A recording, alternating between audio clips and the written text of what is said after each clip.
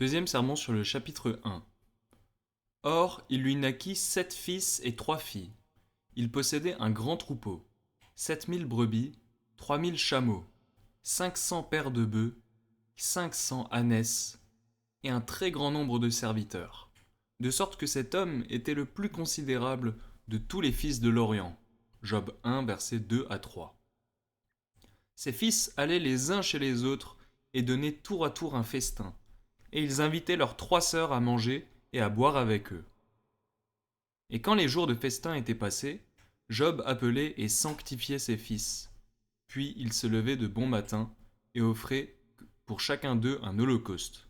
Car Job disait : peut-être mes fils ont-ils péché et ont-ils offensé Dieu dans leur cœur. C'est ainsi que Job avait coutume d'agir. Nous avons vu hier les louanges que le Saint-Esprit attribuait à Job, non pas tant pour lui que pour notre instruction, afin que nous sachions comment nous devons régler notre vie. C'est-à-dire que nous cheminions dans la droiture de cœur, qu'il n'y ait point de dissimulation en nous, et que nos œuvres rendent aussi témoignage d'une telle simplicité. Au reste, que nous craignons Dieu, sachant que c'est à lui qu'il nous faut rapporter toute notre vie, et que c'est à son honneur que nous devons être dédiés. Et parce que nous sommes toujours environnés de beaucoup de scandales, et que le diable machine de nous détourner du bon chemin, soyons sur nos gardes pour nous retirer du mal, pour nous recueillir en Dieu, en attendant que nous soyons totalement séparés des pollutions de ce monde par la mort. Or maintenant, il suit dans le texte que Job était un homme fort riche, et même une grande partie de son avoir nous est ici récitée. Ce n'est pas peu de choses que d'avoir 7 000 bêtes à laine, d'avoir 500 paires de bœufs, tant d'ânesses, tant de chameaux. Voilà donc une grande fortune pour un homme, et de fait, il est dit qu'il surpassait tous ceux d'Orient. Nous verrons ci-après pourquoi ceci nous est récité, car sa patience a été d'autant plus louable qu'en étant dépouillé d'un si grand bien, étant mis dans une pauvreté extrême, il est toutefois demeuré paisible, comme s'il avait perdu bien peu de choses. Voilà donc Dieu qui l'a d'autant mieux éprouvé. Mais cependant, notons quelle a été la vertu de Job, quand les richesses ne l'ont point aveuglé d'orgueil, et n'ont point fait qu'il s'attachait trop au monde, ou qu'il quittât le service de Dieu. Comme nous voyons que beaucoup, sous prétexte qu'ils sont riches, sont si fiers qu'il est impossible de les dompter. Ils abusent de leur crédit pour opprimer les pauvres gens, et outre le fait qu'ils sont pleins de cruauté, il y a aussi bien des fastes, tellement que les richesses ont beaucoup de mauvaises suites. Ce n'est donc pas en vain qu'il nous est dit ici que Job, étant ainsi riche, a néanmoins toujours persisté au service de Dieu, et qu'il s'est tenu dans cette simplicité dont il est fait mention ici. À son exemple, les riches de ce monde sont avertis de leur devoir.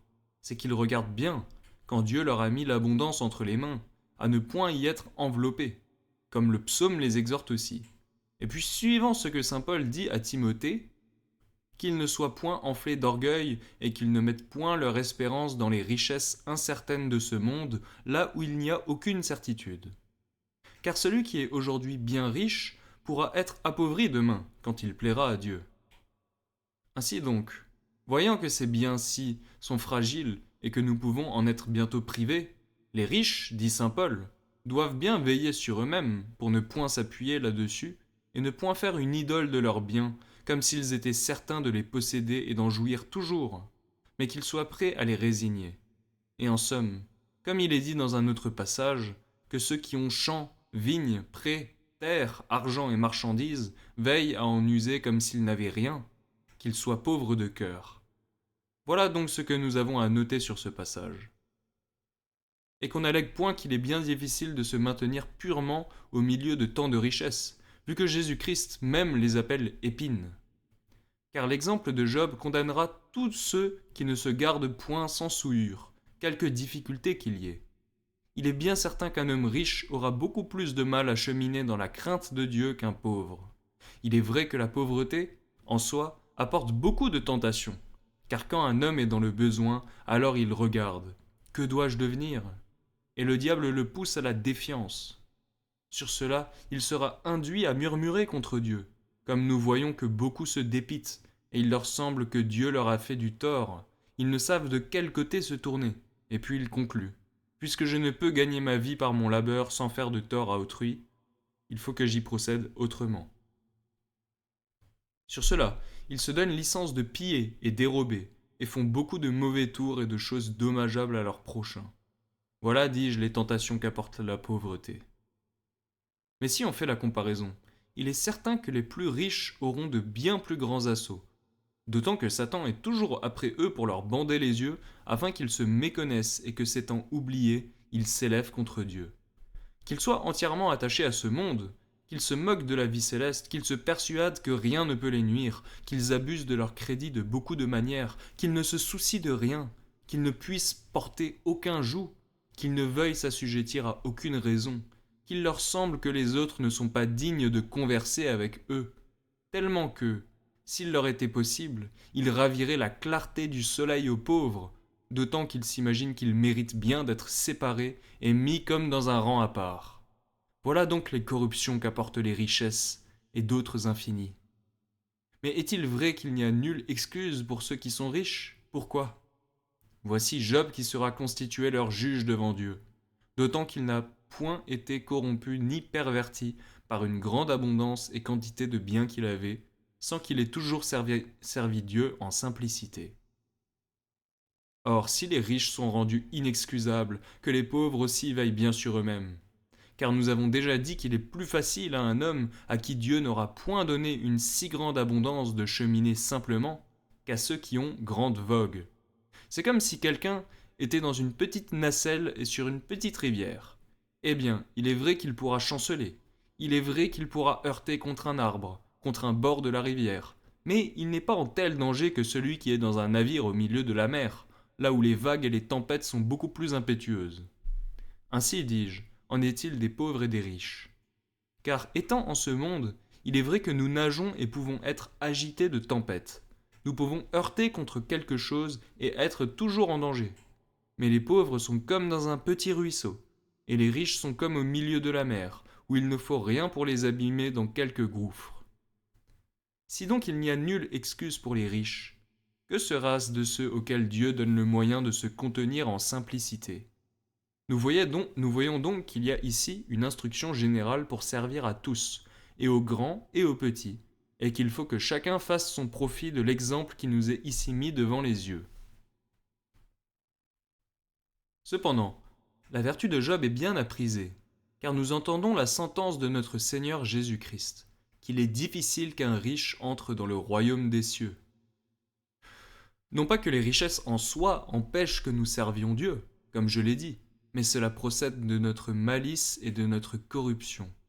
Car tant s'en faut que nous prenions occasion d'être attirés à Dieu par les biens qu'il nous élargit, que plutôt nous en sommes éloignés. Cependant, nous voyons donc que ça a été une vertu admirable en Job, quand au milieu de telles richesses, il n'a point eu les yeux bandés pour concevoir quelque fierté dans son cœur, qu'il n'a point cheminé au-dessus des autres, qu'il n'a point oublié Dieu, qu'il n'a point été un homme dissolu, en vanité, ni en faste, mais qu'il a poursuivi le train de vie qu'il avait commencé. Voilà donc la vertu qui était louable en lui.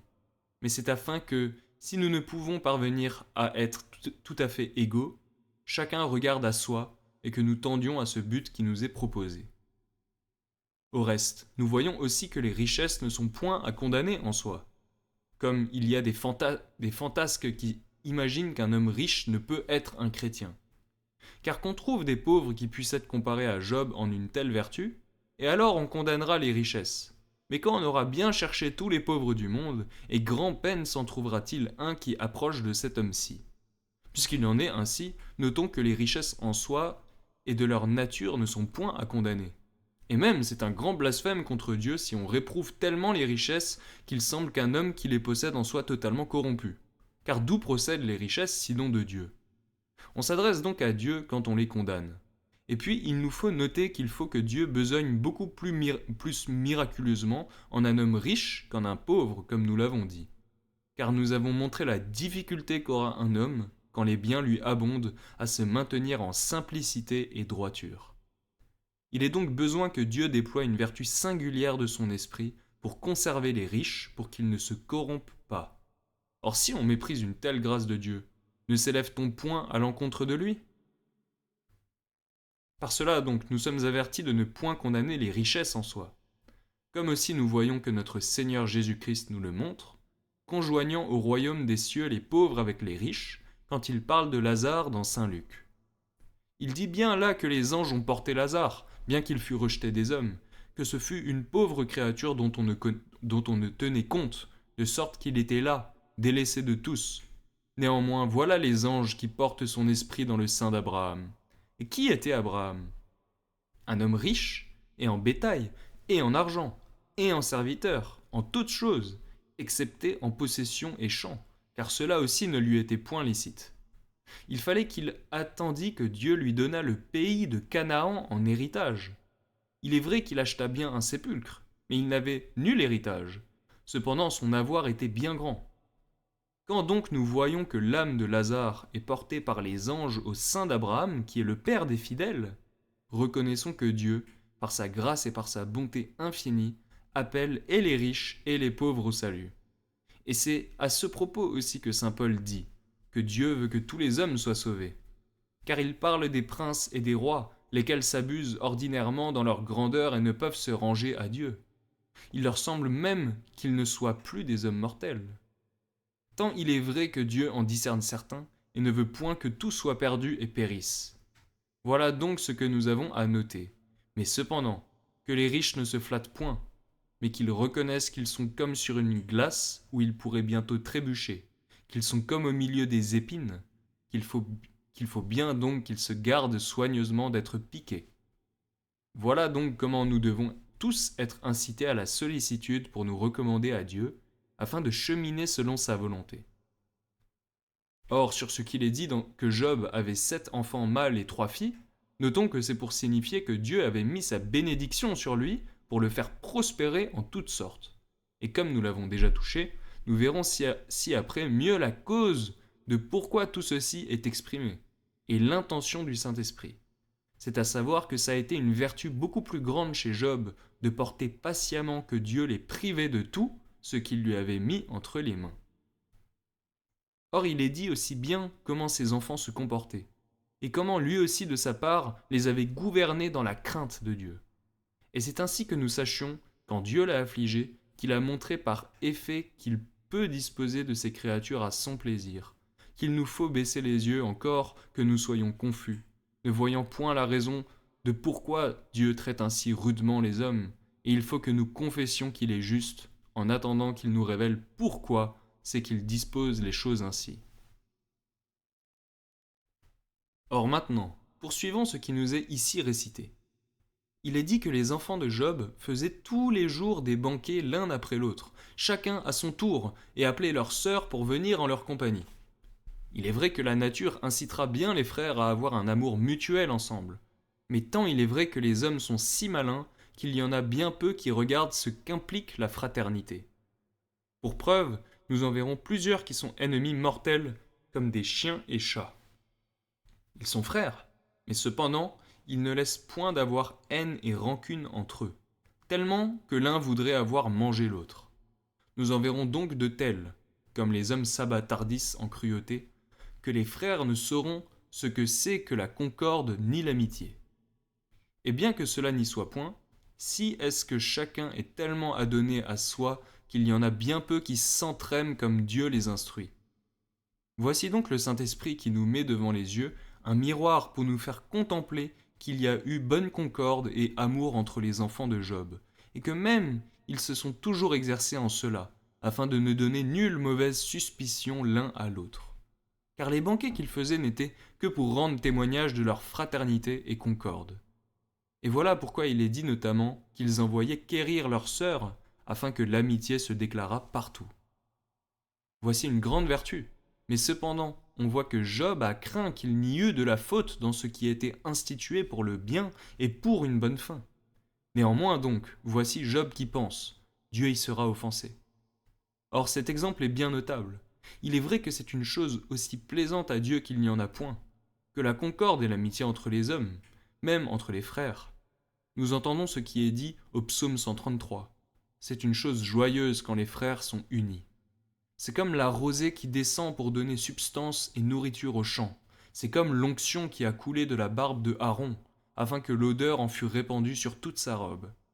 Voilà deux similitudes qui sont pour montrer que Dieu aime la paix et l'amitié entre les hommes, surtout entre les frères. C'est-à-dire que c'est pour entretenir le genre humain, tout ainsi que les champs et les prés prennent nourriture de la rosée du ciel, et aussi que c'est une chose qui est de bonne odeur devant Dieu, que c'est pour lui un sacrifice bon et agréable, tout ainsi que l'odeur de cette onction sacrée qui fut mise sur la tête d'Aaron. Or cependant, il est là parlé de ceux qui s'entretiennent selon Dieu, car les méchants pourraient bien avoir quelque affection d'amour l'un pour l'autre. Ils pourraient bien se liguer pour faire leur complot, mais tout cela est maudit. Il faut que l'amitié vienne de Dieu, et qu'elle s'y rapporte.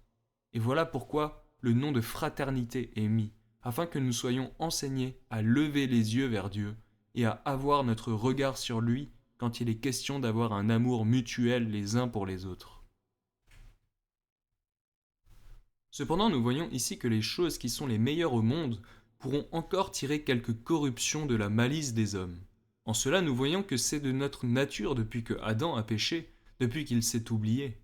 C'est-à-dire que lorsque le bien a été converti en mal, voire bien que notre intention soit bonne.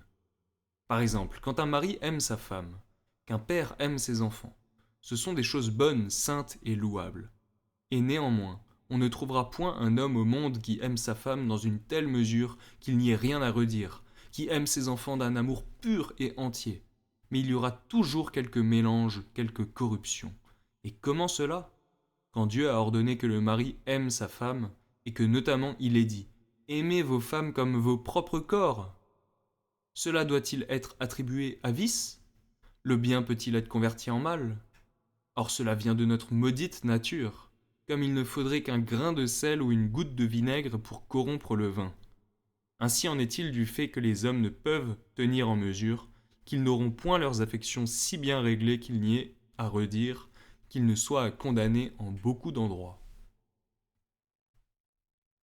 Ainsi donc, ne trouvons point étrange que Job ait pensé que ses enfants pouvaient avoir offensé Dieu en ce qui était bon et louable en soi. Non pas qu'il condamnât que les frères convinssent ensemble, mais qu'ils fissent bonne chère les uns avec les autres pour s'entretenir en amitié. Job ne condamne point cela.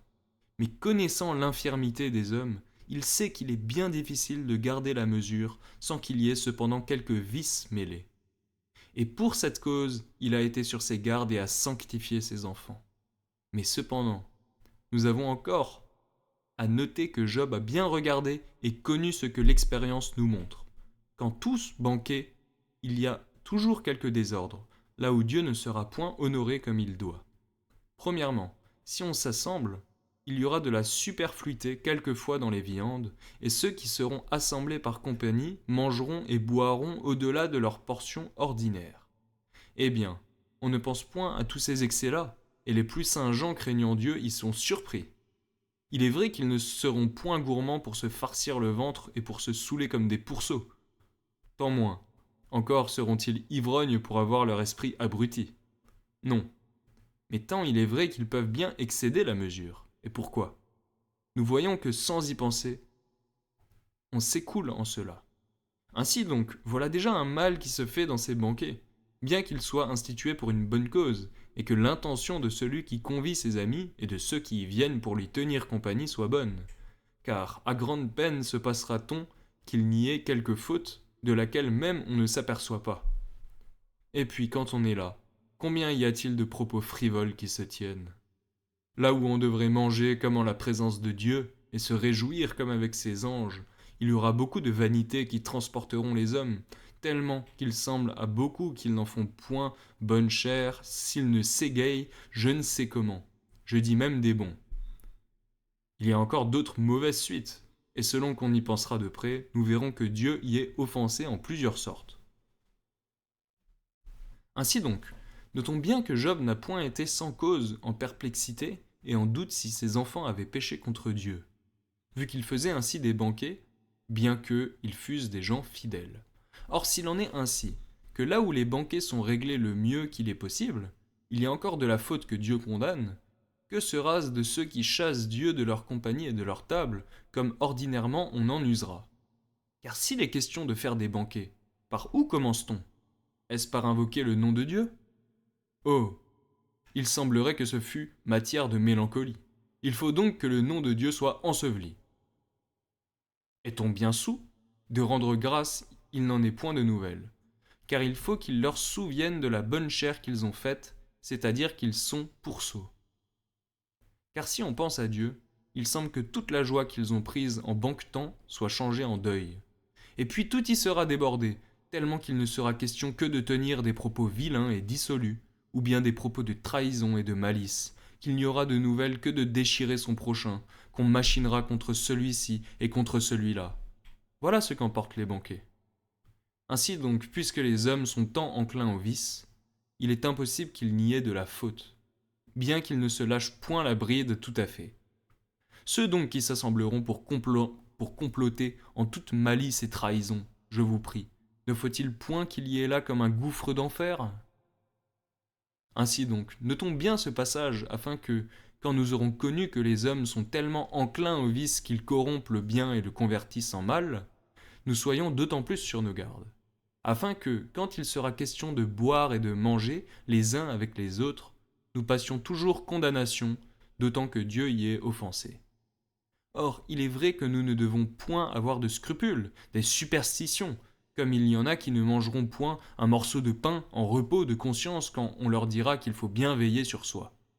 Là-dessus, il leur semble, eh bien, nous ne pouvons ni boire ni manger sans offenser Dieu. Et puis, quand ils ont fait de tels scrupules pour dire « nous péchons quelque chose que nous sachions faire », à la fin ils disent « bien, il faut donc nous déborder tout à fait ». Il y en a qui se trouveront tels. Or ce n'est pas ainsi qu'il nous en faut faire, et ce n'est pas là que l'Écriture nous mène. Mais soyons vigilants et faisons bon guet, afin que nous ne soyons point surpris. Quand nous serons assis à table pour boire et pour manger, que nous prions Dieu, lui demandant qu'il nous fasse la grâce de nous tenir dans une telle sobriété, qu'étant nourris à ses dépens, nous soyons d'autant mieux disposés à le servir. Que la viande ne soit point pour nous charger, mais pour nous sustenter et nous donner vigueur, afin que nous puissions d'autant mieux nous employer au service de notre Dieu. Qu'il nous fasse la grâce de passer par ces choses corruptibles, afin que nous aspirions toujours à cette vie céleste à laquelle il nous convie par sa parole. Car ce n'est point pour vivre un jour, ou 10 ou 50 ans que Dieu nous entretient en ce monde, mais pour que nous parvenions à cette gloire céleste. Voilà donc comment il nous faut faire. Et puis sommes-nous à table, mangeons pour être réfectionnés, tout ainsi comme si Dieu nous nourrissait à la béquée. Et bien que nous soyons en ce monde prenant notre nourriture de la viande, que nous sachions, voici Dieu qui se montre Père envers nous, et nous testifie que nous sommes ses enfants. Il a le soin de ces pauvres corps-ci, qui ne sont que pourriture, et encore veut-il que son amour s'étende jusque-là. Que donc nous soyons réveillés, et que nous soyons d'autant plus assurés de la bonté de notre Dieu et de son amour paternel, quand nous voyons qu'il nous nourrit ainsi et sustente. Et voilà pourquoi saint Paul dit « Soit que vous mangiez, soit que vous buviez, faites tout pour la gloire de Dieu. » Il y en a beaucoup à qui il semble qu'on ne se doit point souvenir de Dieu quand il est question de boire et de manger. Et c'est là qu'il nous faut d'autant plus penser à lui. Quand il donne cette vertu au pain par sa parole, que nous en sommes sustentés, ne voilà point Dieu qui nous montre sa présence, et comment il a sa main étendue sur nous. Ainsi donc c'est là où il nous faut plus penser de lui, car voilà comment le boire et le manger seront sanctifiés, quand nous ferons le tout au nom de Dieu. Or cependant, quand se viendra à rendre grâce, que nous sachions qu'il nous pourra être échappé quelque faute, eh bien, Dieu nous pardonnera ce mal-là, moyennant que nous tendions à lui.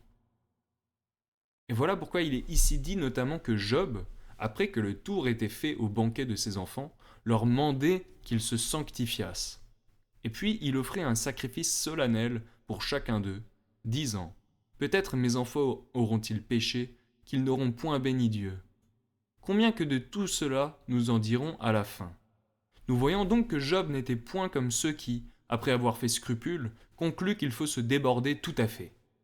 Mais Job va au remède, c'est-à-dire « Eh bien, Dieu nous supportera dans nos infirmités, bien que mes enfants n'aient point fait tout à fait leur devoir, si est-ce que Dieu aura pitié et d'eux et de moi, demandons-lui donc pardon. » Cependant, Job ne défend point à ses enfants de faire leur banquet accoutumé. Et pourquoi? Car la chose en soi était bonne, comme nous avons dit. Si Job avait dit « Voici une chose méchante », oh, il n'eût point sacrifié, car c'eût été abuser du nom de Dieu et prendre une mauvaise couverture. Les sacrifices ne sont pas ordonnés afin de nous retenir dans le mal, et pour qu'un chacun se nourrisse et se flatte dans ses péchés, pour dire « Je pourrai sacrifier, et voilà Dieu qui sera contenté ». Job donc ne sacrifie point pour dire qu'il entretient une chose mauvaise, mais il reconnaît que ses enfants font bien quand ils font un tel accueil l'un à l'autre et que c'est une chose louable. D'autant qu'il connaît cela, il ne veut point trouver à redire à ce qui est bon, mais il cherche le remède à ce que s'il y a quelque faute cachée, il plaise à Dieu de la corriger, pour dire « Eh bien, il faut demander pardon à Dieu afin qu'il supplée à notre infirmité. » Nous voyons donc comment Job y procède, comment aussi nous y devons procéder. Or au reste, notons que quand Job a mandé à ses enfants qu'ils se sanctifiassent, il a montré en cela l'instruction qu'il leur avait donnée dès leur enfance, c'est-à-dire de servir Dieu. S'il était dit simplement que Job a sanctifié le Seigneur, on dirait « Eh bien, c'était un preux quant à lui, mais il n'a pas eu grande sollicitude de ses enfants. » Ce lui a été assez de s'acquitter envers Dieu, mais il a mis la bride sur le cou aux autres. Or, à l'opposé, il est dit qu'il leur a mandé qu'ils se sanctifiassent et cela se fût fait en vain et eût été inutile, si ce n'est qu'ils eussent été enseignés depuis longtemps déjà comment ils devaient cheminer dans la crainte de Dieu. Et bien qu'ils fussent déjà devenus des hommes d'âge, et que chacun eût sa maison et sa table à part, si est-ce néanmoins que Job ne laissait point de les tenir toujours sous quelque discipline. Voilà donc une instruction qui nous est bien utile. C'est à savoir que les pères doivent tellement conduire leurs enfants que Dieu soit honoré de tous. Et d'autant nous faut-il mieux noter cette doctrine que nous voyons qu'elle est si mal pratiquée. Car aujourd'hui, ceux qui ont des enfants veulent bien qu'ils soient enseignés, mais qu'ils soient menés d'un zèle et d'une affection de Dieu, à grand-peine en trouvera-t-on 1 sur 100. Quoi donc? Chacun pense à son profit. Il dira bien, je voudrais que mon enfant fût enseigné. Mais quoi? Pour qu'il ait bon esprit, qu'il parvienne, qu'il se fasse valoir, qu'il amasse des biens, qu'il soit en crédit et en honneur. Voilà les regards qu'auront les pères quand ils voudront que leurs enfants soient enseignés. Mais de tendre à cette simplicité pour dire « Je me contente que mon enfant serve Dieu », étant assuré que Dieu le bénira, qu'il le fera prospérer, et encore qu'il soit pauvre selon le monde, je me contente que Dieu soit son Père. Combien y en a-t-il qui aient une telle considération? Et Dieu aussi rend le paiement aux pères tels qu'ils l'ont mérité, car il leur semble qu'ils ont beaucoup fait quand ils auront avancé leurs enfants. Et Dieu permet que leurs enfants leur crèvent les yeux, que ce soit des bourreaux qui les tourmentent. Nous voyons cela à l'œil. Mais ils ne reconnaissent point que c'est Dieu qui les châtie, et à bon droit. Et ainsi, d'autant plus, nous faut-il bien noter la doctrine que nous montre ici le Saint-Esprit sous l'exemple de Job. C'est à savoir que les pères tiennent leurs enfants en une telle bride qu'ils les sollicitent à servir Dieu. Et même cette circonstance n'est pas à oublier. C'est à savoir que bien que les enfants de Job fussent déjà en âge d'homme, néanmoins le Père les tient toujours comme en humilité, et les exhorte à demander pardon à Dieu quand ils l'ont offensé, et de se purifier. Or aujourd'hui, sitôt que les enfants auront 10 ans, ils croiront être des hommes. Il leur faudrait donner des verges 15 ans après qu'ils portent les enseignes d'hommes, et qu'il semble que ce soit merveille. Car ce ne sont que petites ordures, et de souffrir nulle correction, nulle doctrine, il n'en est pas question. Il leur semble qu'on leur ferait tort et injure. Au contraire, nous voyons comment il en est parlé ici. Mais quoi? Les pères sont bien dignes que leurs enfants ne leur obéissent point et qu'ils ne s'assujettissent point à eux. Et pourquoi? Car celui qui veut être honoré, il faut qu'il soit honorable, c'est-à-dire il faut qu'il montre de quoi. Comment est-ce qu'un père acquérera autorité envers ses enfants pour être obéi d'eux et pour les entretenir dans la crainte?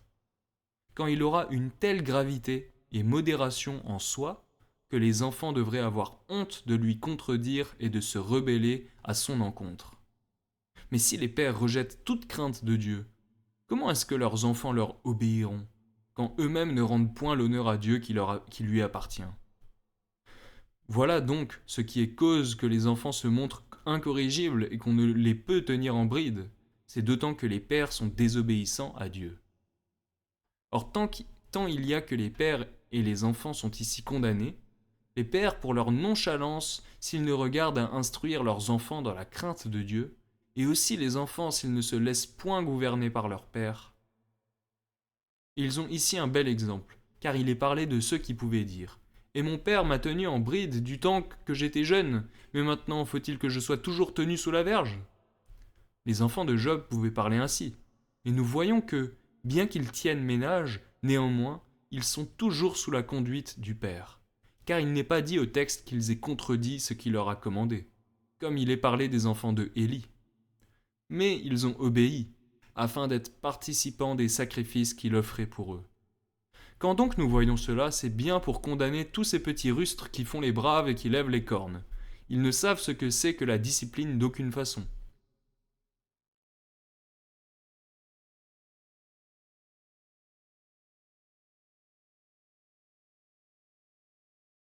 Ce ne sont que des merdeux, et néanmoins ils veulent contrefaire les hommes. Et ceux qui étaient âgés et avisés pour conduire un ménage, encore voyons-nous qu'ils étaient retenus sous la conduite et l'obéissance de leur père.